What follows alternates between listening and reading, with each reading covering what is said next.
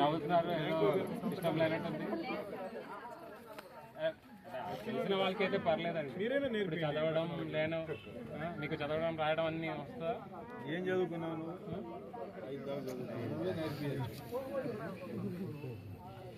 అంటే సాయంత్రము ఒక బడి కింద, అంటే మీ ఊర్లో ఏదో ఒక ఇంట్లో కానీ లేదంటే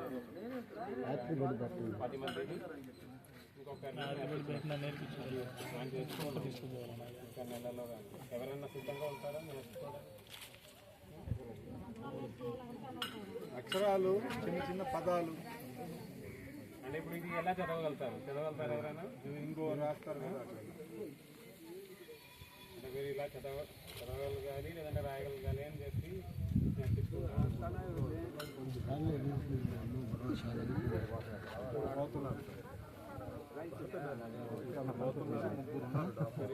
ఏరుకోవాలా ఏది కావాలా గొడవలు ఎవరు అసలు ఒక్కరు పోరు.